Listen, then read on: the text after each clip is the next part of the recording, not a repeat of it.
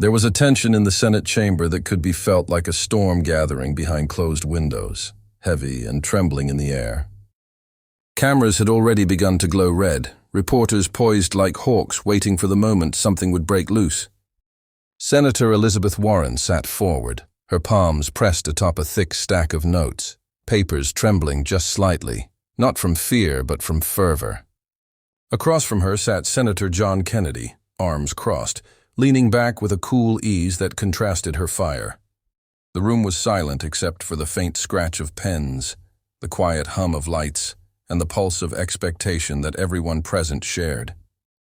It was clear before a word was spoken that this wasn't going to be a typical policy debate. It was something deeper, something raw, something burning in the hearts of two very different people, with two very different visions.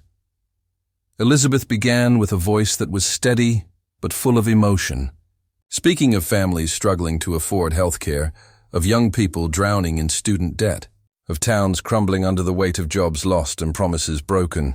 She spoke of her own childhood, of a mother crying at the kitchen table, hands shaking as she tried to figure out how to keep the lights on. Her words created images so vivid they felt like memories shared across the room, touching places inside hearts that people didn't expect politics to reach. Her voice grew fiercer as she spoke, loud enough to echo, but not enough to break. She was not arguing for numbers or statistics. She was arguing for the people who could not speak for themselves. And for a moment, even those who opposed her could feel her sincerity. John listened, but his expression did not change.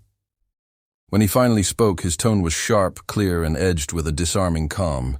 He questioned the feasibility of her proposals, the cost, the strain on the economy, and the unrealistic expectations of promising salvation through policy alone. His words were precise, almost surgical, cutting into her arguments with a kind of calculated skepticism. But beneath the logic was something unspoken, a belief that the world was harder, colder, and less forgiving than Elizabeth's vision allowed. Where Elizabeth saw hope, John saw risk. Where she saw potential, he saw chaos, and neither could convince the other to see through their eyes. The tension escalated when Elizabeth, fueled by passion, spoke over him to drive home her point, her voice rising with the force of conviction. The chamber shifted. A ripple of whispers moved through the observers, the kind that said, "Something is about to happen." Her voice shook not from weakness, but from a depth of feeling that surged beyond her control. And in that instant, John reacted, not with calm, not with logic, but with frustration bubbling over the edge. His voice snapped, sharp enough to silence everyone around him. "Just stop. Just stop talking like you have all the answers." "You're not listening." The room froze. The words hung like shards of glass suspended in air. Elizabeth's eyes widened, the hurt visible but not spoken. It was not the volume of his voice, nor even the words themselves. It was the dismissal. The erasure of everything she had lived and fought for. The chamber seemed to pulse in stillness, everyone uncertain of what would come next. John realized too late the weight of what he had said. It was not the confident retort of a seasoned statesman.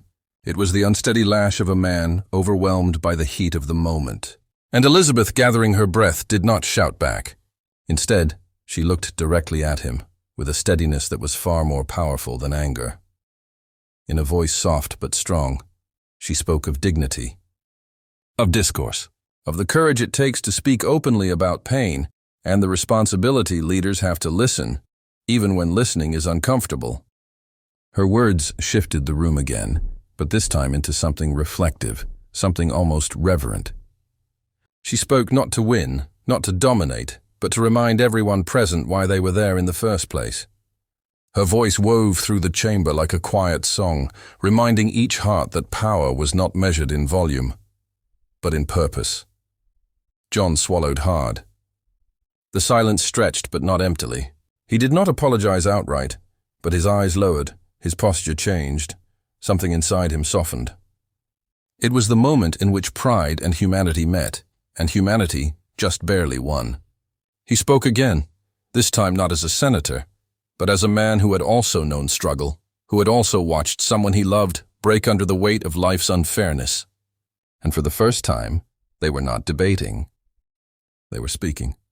Truly speaking, Their exchange did not end in agreement, nor in sweeping applause. But something had changed. The room felt lighter, as if the storm had passed, leaving clearer air behind.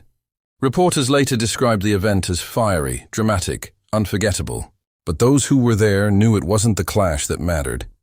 It was the reconciliation. It was the reminder that even in conflict, there is room for understanding. And in understanding, there is room for growth. In the days that followed, the moment would be replayed countless times.